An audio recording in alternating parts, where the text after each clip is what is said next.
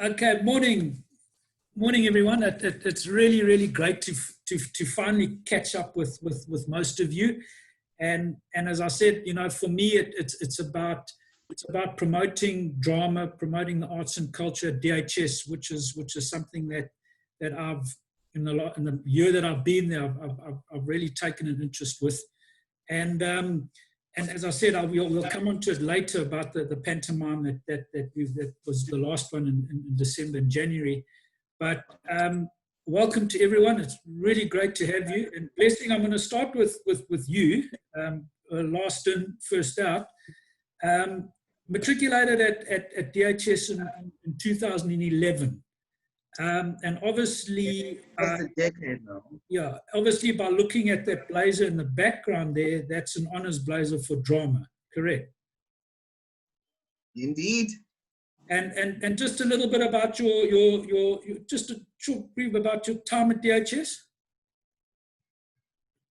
Well, I mean, anybody who goes and comes through DHS knows that it takes some surviving, but I definitely came at DHS. I've never been to another school where I felt like the same sort of spirit resided within the walls. I'm absolutely ecstatic that I was a student there, but also just mainly the thing that ties us all together as sort of DHS drama alums is the rich heritage of like culture that happens there. I knew from like grade 8 that I was not going to be a sportsman. I was not going to play rugby or soccer or any of the sort of sports codes that were really highly exalted at the time. Like you weren't doing much if you weren't on the field at the time, but it was so okay at DHS to be singing and acting instead. There were endless opportunities to learn that skill and feed us into spaces where that was a possibility. So had the best time. No, that's great. And Pavi, when did you matriculate at DHS? Obviously, also very involved in drama at the school as well. Yeah, I matriculated in 2010, a year before Blessing.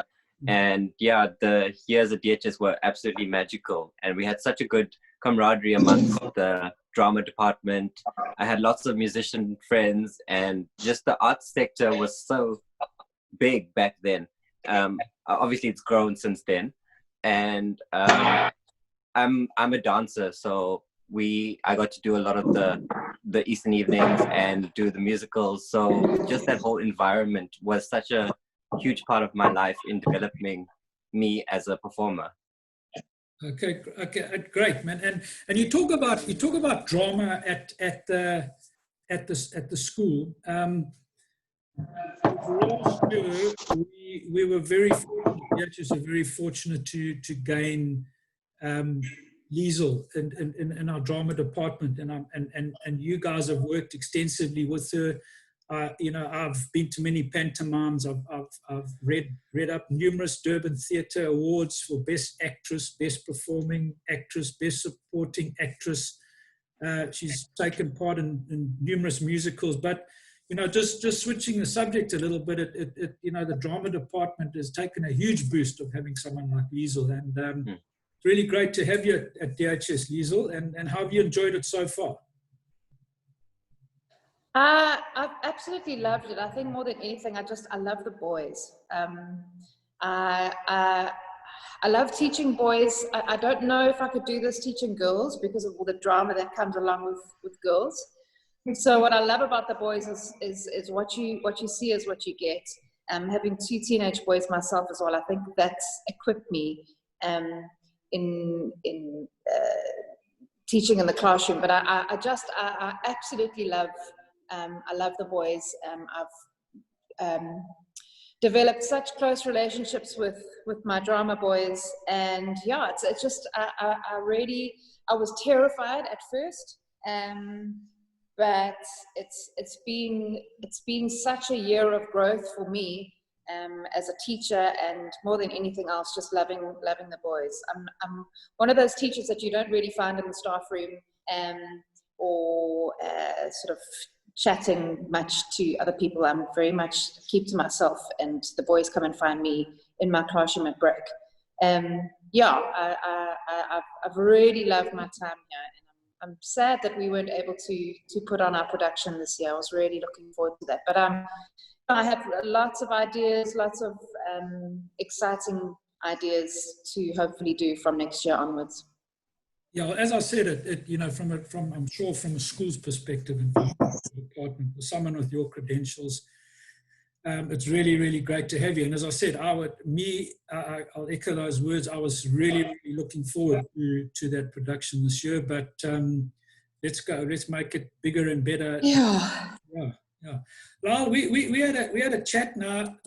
You know, I'll bring it up again because if I can find it at your cricket picture, but I'm going to bring up another than your second team cricket photograph, but also people don't realize that other than your acting and singing that you did at DHS, you were very involved in sports. And we spoke about your second team cricket team, and there you are, first team rugby in 2004, and Lyle was also prefect of DHS. There he is, in the middle row. Oh my God, Lyle. There he is. Lyle is such prefect material. Probably you were a head boy now. And he was a prefect, and I think I said to him last time, and for those of you who watched my interview with Lyle last week, he got the Stephen Mulholland Award, which was awarded to a pupil for academic, sports, and culture. And wow. I think that is an amazing achievement, as I said to him last week. As you know, normally it's a sports award, it's a cultural award, but to receive an award like that for all those disciplines is amazing. So, you know, Andrew, Lyle, from our side, yeah, well done. It's a great achievement. Thank you so much, Andrew. Yeah, I think we found out that the name of the award changed the year after I left to the Jeff Mace Award, I think. I believe so. I saw that on Facebook. Yeah. It was a great honor to receive that. I was just thinking, as the others were chatting about other memories. I mean, when I was there wasn't even a theatre. That was the chapel, and and I remember watching the first high school musical when I was in grade 8. There, they did Notting Hill Gate. They had to change the name, but they basically did Notting Hill and made it into a musical. And that's when drama just I started getting the love for drama there. It was just so, even then it was not as big as it is now, I think, the culture, but already then it was embedded in me. And I'm just interested, Liesl, what room are you in? Because I'm wondering, are the drama rooms still in the same place? I don't know what they were. I'm by the top field, by the BE. Right. Yeah. It's underneath the art studio. The art, you know where the art room used to be? There used to be, it was all about top field there. There used to be, there were 2 drama rooms. Yeah. But I think one might have changed into the music, sort of the music center or whatever it is. No, or that part of cricket nets and all that. No, it's separate. No, it's definitely the same. Were you thinking of? It's by the top field, level with the top field. Yeah, there's one. If you're looking at the top, one on the left, one on the right. Yeah. So coming from the hall and you're going towards the BE, my classroom is on the left. Okay. Yeah. Okay. Cool. The bigger. Well, you're going to have, as I said the other day, you're going to have to come visit.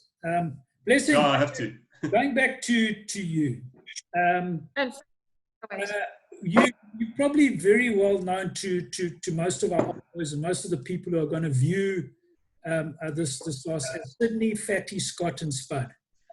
There were three movies. That must have been an amazing experience, and obviously having the opportunity of working with someone like the legendary John Cleese. Tell us more about it. Absolutely. It was such a great time. I mean, I remember that whole journey for me definitely began at DHS. I saw the very first poster with an audition notice. It was like pinned up on the cultural notice board outside the media center. And I remember it being the most elaborate audition notice we've ever had in the school. There was a smaller version of it in my drama class, and it had all of these like very specific briefs, and it was for a movie, and it was the most exciting thing on anybody's lips. But I remember noting that I definitely wasn't qualified for any of those roles. Like I was either too old, too big, too thin, too tan. But I thought, why not go anyway? And when I did get to the auditions, like it was the first round, first location up at Lion Match Factory on Mgeni. And like the first 10, 20 boys were all DHS boys. So it definitely didn't feel like any of the sort of nervous moments I'd had auditioning for other shows where it's like, you just feel like it's the whole world there. I had like the Waits brothers and the Thompsons, and like there were all of these boys that I knew so well from school, and we were all going for this opportunity. And of course, it took 2 years for them to comb the country for a cast and finally settle on who they were casting. I was just above, probably where Liesl is, in like AV3 or something, when I got the phone call during a class and had to sort of just pretend I needed the bathroom to step out into the corridor and answer it and hear from the director that he cast me in the movie. I never even walked back into class. I literally started beelining to Miss Drew's office. She was the headmaster's secretary at the time, to just be like, I've just got the most important phone call of my life. Is it okay that I have my cell phone up? So I mean, those memories are very well intertwined with DHS for me, and it's a fun space where all of that began. Yeah, well, as I said there, I've shared I think as the madness continues, I think it's a second one, if you can see that. And yeah, I think that entertained a lot of us, and I even read the 3 books, which is very unusual for me. So yeah, it was amazing, you know, those movies, and I live in Durban North.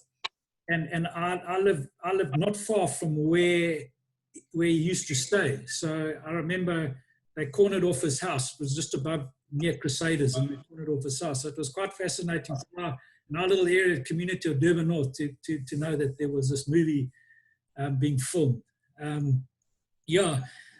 Pavi, I see you said you started dancing at an early age of 5, and now you're an artistic director and a lead choreographer of Radra Dance.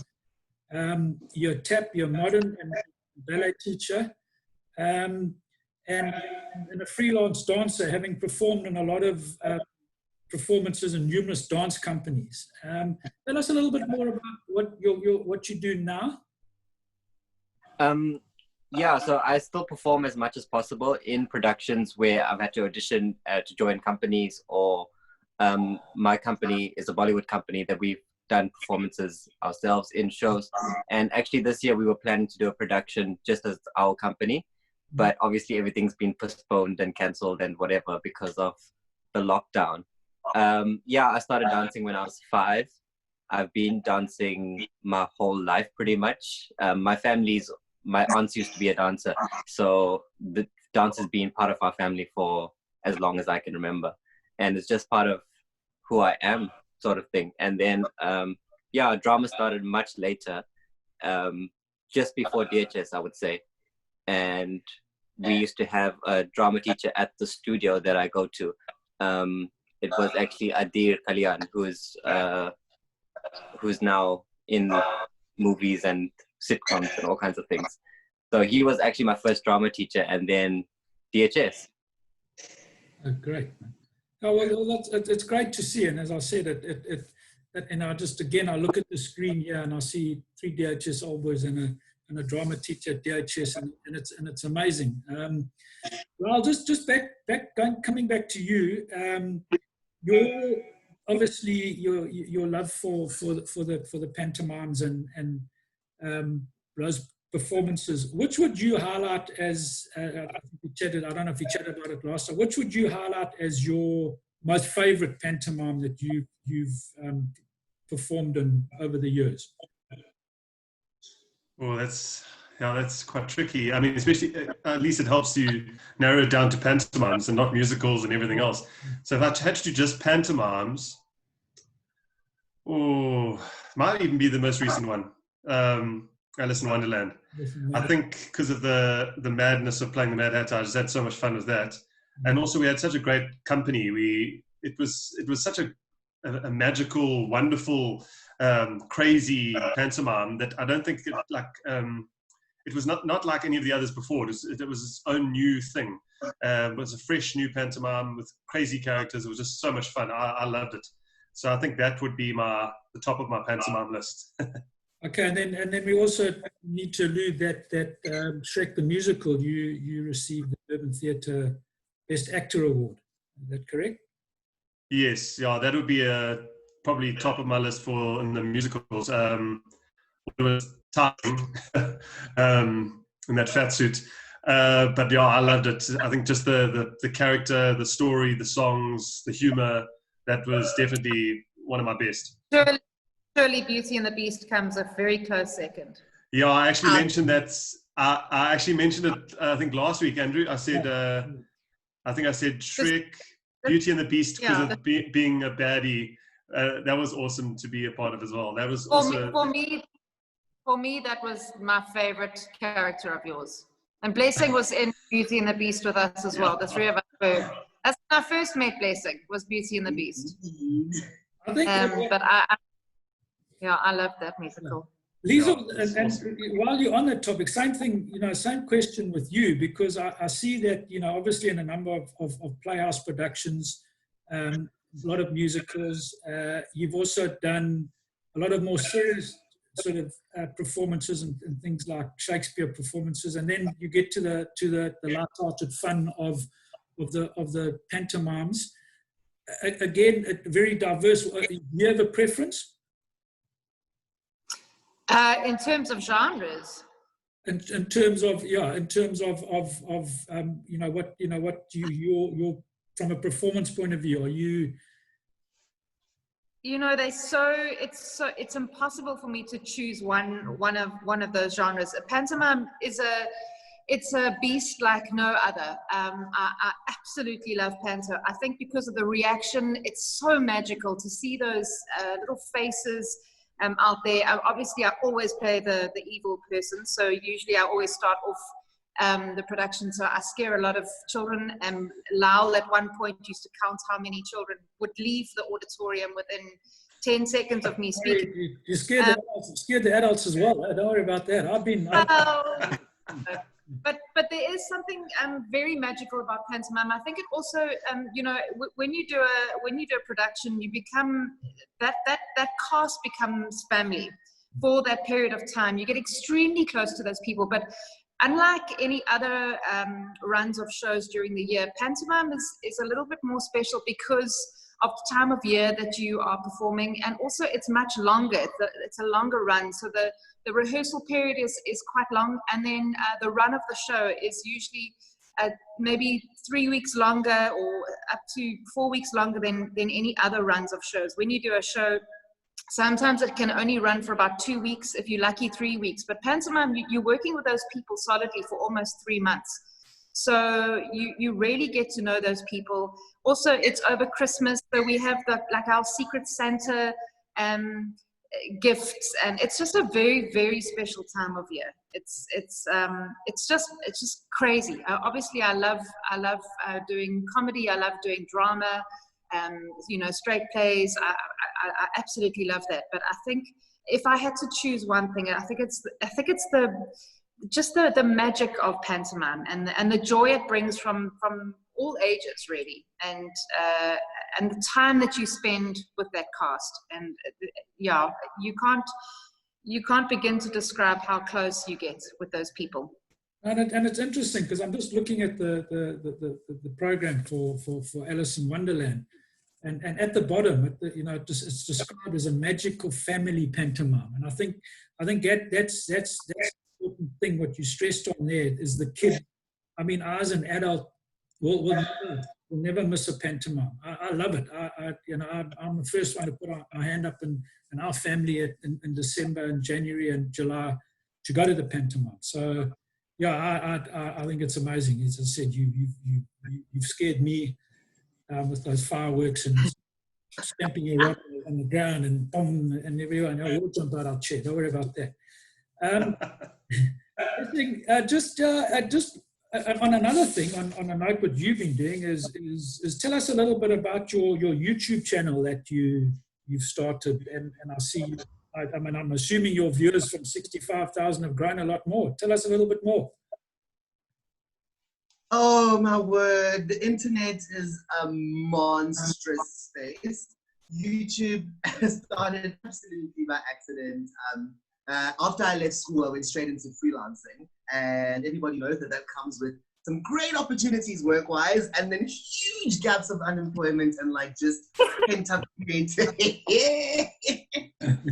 A lot of pent-up creativity that you just don't know where to put it. Like you can let you go insane at home, or you can find a channel for it.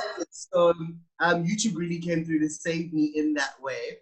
But I really, really got more involved with it with the campaign I did with Celsi a couple years ago to get culture of YouTubing and video blogging just further spread out in South Africa and making more young people aware of the impact that they can have on the internet just by telling their own stories into their selfie cameras. Oh no, that's brilliant. I was going to, and I think what's brought us all together here today, as I said, was when I went to the pantomime, we stressed on it, Alice in Wonderland, and for me, it was so great to see and DHS Old Boys performing on the stage, and having our drama teacher performing as well. And as I said to you earlier, if that was a sporting event, we'd be jumping up and down and saying well done. So for me, I think they're the three of you are, and I'm sure you can recognise yourselves there. And it just, as I said, it was just and probably just to share one with you. Don't worry, Blessing, another one coming. That's Sinbad. I think this is Sinbad the Sailor, if I'm not mistaken. Is that correct? Yeah, that was Sinbad. Sinbad, yeah. Oh yes, gosh. Pavi! Look at that! Look at that. Crop top and others. And then this is I'm sorry to share a couple with you. It is Lyle and Blessing and Alice in Wonderland.